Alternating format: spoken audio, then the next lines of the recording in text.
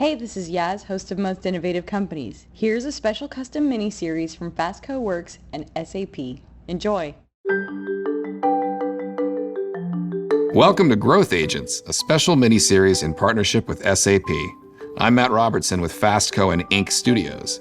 Our guest today is Mitch Reback, CFO for Sweetgreen. Thanks for sitting down with us today. I'm a big fan of Sweetgreen, but I wonder if you could just give kind of like the elevator pitch for someone who might not be familiar with your company. Like, what is Sweetgreen? Sweetgreen is a fast casual restaurant. We have about 220 restaurants today across the country. We serve farm-to-table food that's fresh and delicious. And what is, in your estimation, Sweetgreen's kind of overall mission? Our mission is to connect more people to real food. We're out on a mission to change the food system and change the way people eat. And how do you guys operate? Like, where are you located? What's your footprint, either, nationally, internationally? Can you kind of take us under the hood of how this operation works? The company started in around 15 years ago in Washington, D.C. When we opened up, we spread up the East Coast from Washington up through Philadelphia, New York, Boston. Then we leaped to Chicago and California, and then went back through Texas and the Southeast. Today, we're in about 20 states. So why don't we switch over to a little more personal about you? What drew you into your line of work? Well, I was always interested in economics. I majored in college, love economics. And at the same time, I was always interested in people and how they engage with markets and behave. And I saw finance as kind of the intersection of economics and a degree of people watching. And have you always been working in this field? Yes, I've always worked in finance. What were you doing before, and how did you get involved with Sweetgreen? I'd love to hear a little bit about your history that kind of led you to this, where you are now. I was working as a CFO at my previous company, and there was a person there who was the chief operating officer who had left and joined Sweetgreen. When I left this company, she immediately called me and asked if I would have lunch with the founders of Sweetgreen. John, Nick, and Nate were on their way to Santa Monica to look at real estate, and we agreed to have lunch. She told John, Nick, and Nate that I was the only CFO who chopped his own salad every day for lunch. I thought we would have salad, but they went out for sushi. So how would you say that your background in finance has influenced how you operate here now at Sweetgreen? When I think about my background in finance, I had really two general types of roles. One working for founders and one working for a company that grew and scaled very, very quickly and became global. And I kind of see my role at Sweetgreen as a mix of those two functions. So what are some of the biggest challenges and complexities here as a CFO for you? I think Sweetgreen's on a huge growth spurt, and part of the role of finance is to keep up with that growth spurt, to be sure that we have adequate capital and adequate resources and drive the company forward as fast as we can move it. And I think we've been keeping up with the growth. Are there any successes that you've been able to achieve or share in as CFO? I think one of my big successes was helping to scale the infrastructure of the company. When I first joined Sweetgreen, there were approximately 25 people in the corporate structure, 3 people in finance. Today we have over 300 people. So really trying to add more experience to the company to help drive the growth forward. I think one of the big successes of Sweetgreen is just being able to grow so rapidly. When I joined the company, we had about 25 stores. Today, we have over 220 stores. So we're really able to drive rapid growth to meet more customers and drive it through other new markets. At the same time, we had to scale up the infrastructure to keep up with the growth.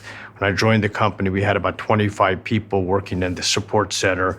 Today, we have over 300 people. And just scaling the infrastructure to align with the growth and building a culture that supported the growth is really critical. What's that unique perspective that you can share as a CFO, since we don't often get to hear from your side of things? When you're a CFO working for a founder, you need to be all in. Founders have dedicated their life to building their company, and they're all in. And they expect the people who work for them to be all in and all committed. And you need to be bought in. And I think the people who work for people like myself also need to be bought in. We drive our company hard, we drive it fast, and we have a lot of fun. And how are you able to get yourself in that all-in mindset? I've always been there. I'm completely bought in. I see what we're doing is fun. I see what we're doing is really important. We're connecting more people to real food. We're trying to change the food system. We're trying to make the world healthier. What's it like to help lead a company that has such an innovative and boundary-pushing idea and strategy? Well, I think there's a lot of innovation at Sweetgreen, from the way we supply our product and source it, to our role of technology, both meeting our customer and technology to running our store. The role of a CFO is really to push the innovation forward, but to do it in a way that's capital efficient and be sure that the company can continue to sustain that growth level. How do you view your role as a growth agent here at this company? As the CFO of Sweetgreen, I see my role in two big areas. First area is raising capital. Companies need capital to grow, and you need to be sure you have adequate capital at all time. Second area is we get to allocate that capital. And how good we are at capital allocation is critically important to the success of the company. For example, do we want more new stores, more new investments in technology, more marketing, more investments in people and culture? It's always a trade-off that the CFO has to be engaged in that decision-making. So what type of rate of growth is kind of going to be essential to the success of this company? Sweetgreen's grown about 20% for the past 9 consecutive quarters. That feels about the right pace for the next couple of years going forward. As CFO, how do you balance kind of keeping a lid on costs versus kind of funding strategies that you need for this company to grow? It's always a balancing act between how fast you want to grow and how fast you want to invest in the infrastructure. But you need to do it in a way that's absolutely coordinated. You want to be sure that the growth is fast enough to meet our customers and that the infrastructure can keep up with the growth. If you grow the infrastructure too quickly, it chokes off the growth. If you grow it too slowly, the growth stumbles. So it's a balancing act, and the role of the CFO is to have your hands on the dials at all times to adjust the balancing act. So what are some of the biggest challenges in terms of sustaining or building growth for this company? I think one of the big challenges for Sweetgreen is to be selective in where and how we grow. We have a huge opportunity before us, a huge marketplace, and a lot of customers who want our product and want us to open up. I think it's being careful about where we go and what sequence we go, how fast we go, and how, frankly, we build the team member support and culture to support that growth at the store level. And are there any examples of kind of growing pains that you've encountered and maybe how you've been able to kind of get around them or overcome them? I think all companies that grow at our pace go through growing pains and occasionally have challenges in markets and stores and things that you learn from. And any examples of things that you've kind of helped get the company over in terms of these growing pains? One of the growing pains that I think back on is when we first opened our store at Bryant Park in New York. Bryant Park was a huge investment for the company. It's one of our largest stores. And at the time, I remember speaking up in the real estate meeting, say, this is the last store we'll do at this rent structure in New York. Today, whenever I go to Bryant Park, I laugh and think we'll take 20 more of them. So it was worthwhile? Very much worthwhile. It's about taking a risk and knowing the priority order and to take the risk and how to balance it. So you believed in this and pushed for it? I believed in it and pushed for it, but was also very concerned about it. The role of finance is a balancing act. I thought it was a great risk to take, but I was very weary of taking too many of them at the same time. I think when I first joined Sweetgreen, we had a huge discussion about upgrading our app. It was in 2015. It was a major strategic decision. It was a huge investment for a very small company at the time. We clearly saw the path towards technology. We had a complete conviction in it, and we jumped forward and went forward with a new app and building secondary make lines in all of our restaurants. At the time, a lot of people thought we were crazy for doing it, but clearly defined the company and changed the company forever and for the best. So that component of, I guess, ordering, visiting, making your decision about what you're going to get on the app, has that been a big part of Sweetgreen's growth versus just the in-store experience? When I look at Sweetgreen, I kind of see it in a chain. We have a very, very strong brand, which took us a long time to build and craft, and we have a lot of customer love. Strong brand supports a large footprint and gives us the opportunity to open up more stores. We sell a product that's sourced from farmers where our customer can taste freshness, and that freshness allows the customer to eat it frequently. We then developed an app.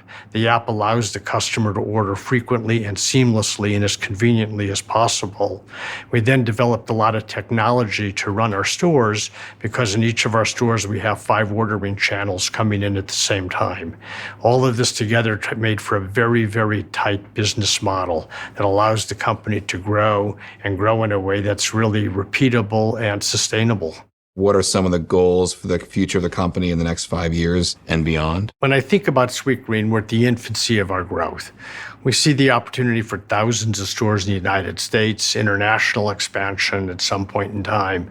So I see us executing and opening up more new markets, more new stores, and really broadening our menu and continuing to reach new customers every day. Are we entering a new era in this industry? I think that we did enter a new era in the industry as we came through the COVID pandemic. I think you saw more people developing greater use of technology and faster service models and adapting to a different environment. In your view, how would you say, based on your own experience, maybe what you've seen, the role of the CFO, is that changing in today's C-suites? And if so, how? I think the world's changing. The world's moving much, much quicker. Think about the impact of the pandemic, the recovery of the pandemic, how quickly interest rates have moved. The role of the CFO is to allocate capital.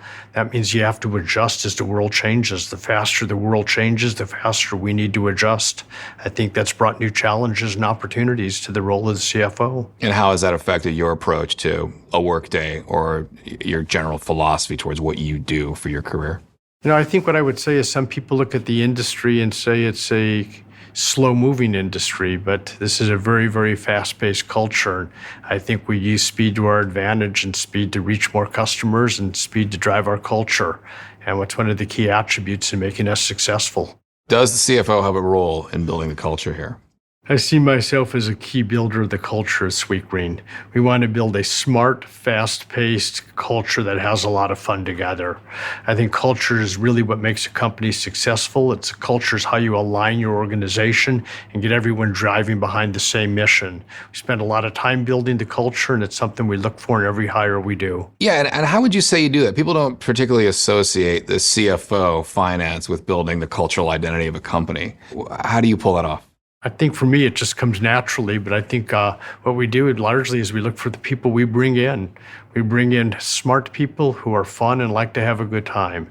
When you find that magic, they help spread the culture and they help make the place stronger. And that makes people drive our mission faster.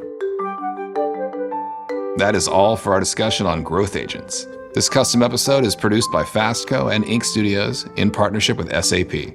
I'm Matt Robertson, our producer is Avery Miles, and our editor is Nicholas Torres.